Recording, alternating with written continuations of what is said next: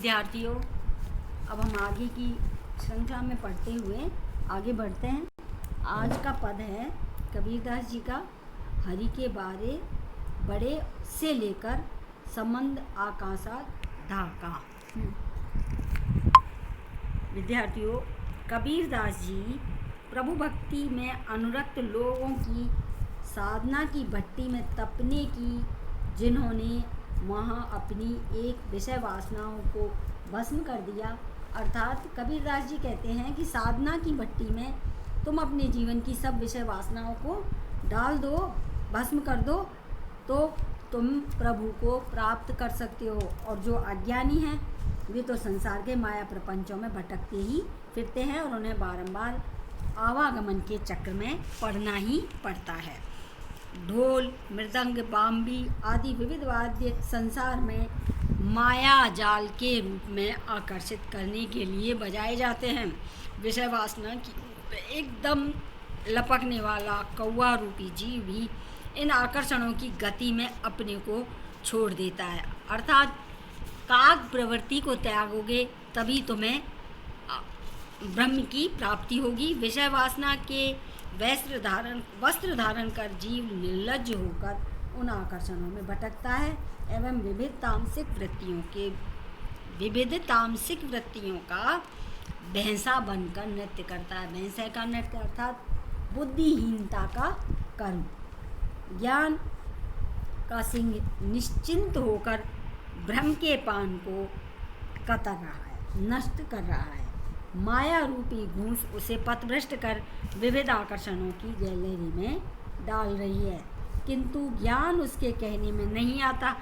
बेचारी मुक्त आत्मा प्रभु भक्ति के आनंद प्रद मंगल गान अर्थात नाम जप को गाती रहती है। कबीर कहते हैं, हे साधुओं सुनो, माया रूपी गडरनी ज्ञान के अचल पर्वत को नष्ट करना चाहती है, किंतु कुंडलिनी शून्य में विस्फोट कर अलख निरंजन की ज्योति का दर्शन करना चाहती है। और समुद्र अर्थात विषय वासना में पड़ी आत्मा शून्य प्रदेश में पहुंच जाती है। इसमें विशेष के रूप में लिखा जा सकता है कि यहाँ कबीर ने उलटबासी अर्थात विपरीत बात कहकर अपनी बात को प्रमाणित करना के माध्यम से योग साधना की विविध प्रक्रियाओं को पार कर प्रभु भक्ति की, प्रभु को पाने का रास्ता तरीका बताया है। अगला पद है बच्चों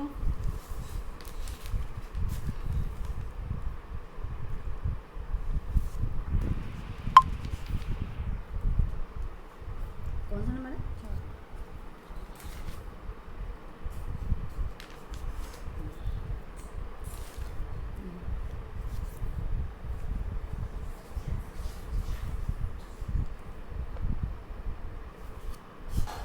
अगला पद है बच्चों, अब मोही ले चल से लेकर रम रहे समाई।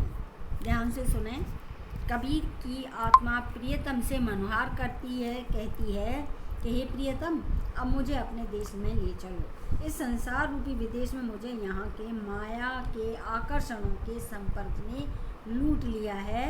गंगा और यमुना अर्थात इंला और पिंगला के तट पर मेरी खेती बाड़ी और खलियान है, मेरा सर्वस्व वही है, अतः मेरी गति भी वही है। अब तो पांचों ज्ञानेंद्रियां, छठा मन और सातवीं बुद्धि, यही मेरे क्षेत्र की वास्तविक उत्पत्तियां हैं, जिन्हें काम, क्रोध, मद, लोभ, मोह रूपी कृषकों ने उत्पन्न किया है। अतः मुझे इस अवस्था से उबारो। कबीर कहते हैं कि संसार के अद्भुत क्रिया व्यापार की कथा और उससे मुक्ति का उपाय अकथ्य है। जिस प्रक्रिया में सहज समाधि प्राप्त की जा सकती है, मैं उसी में लगा हुआ हूँ।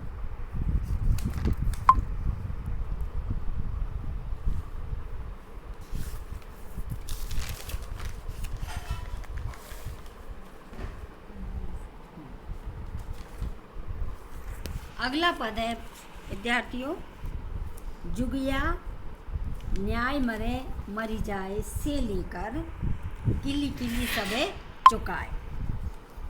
भावार्थ सुनो विद्यार्थियों ध्यान से। कबीर कहते हैं कि हे जीव, यदि तू अन्य सांसारिकों की भांति मरना चाहता है तो मर जा, किंतु तू तनिक यह तो ध्यान रख कि तेरा शरीर रूपी भवन जर्जर हो चुका है।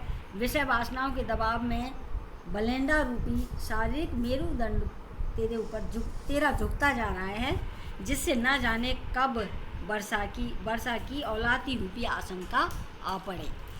मैं प्रभु प्रेम के पांखों पर शरीर को छोड़ दूंगा, जिसमें नाम जप की डांडी लग जाएगी। उस स्थान पर प्रभु भक्ति के फल को ऊंचे पर ही रखूंगा, जिससे वह मेरे लिए बहुत समय तक सुरक्षित रहे। इस घर के द्वार जिनसे मन बाहर जाता है, पलैंडी रूपी अंकुश को बंद करवा दूंगा। कुंडलिनी रूपी बड़ी लड़की को उसके ससुर ग्रह वास्तविक घर शून्य शिखर पर पहुंचा देंगे, जिससे वह पुनः लौटकर संसार में ना आ सके। माया रूपी छोटी लड़की ने तो समस्त कुल संसार को संपत में आते ही नष्ट कर दिया। कबीर कहते हैं कि यह अपना अपना भाग्य छोटी का किया हुआ बड़ी लड़की की कुंडलिनी में करना पड़ रहा है। कनक विशेष में इसमें रूपक, सांग रूपक और रूप का अतिशयोक्ति अलंकार ही दिखाई दे रहे हैं।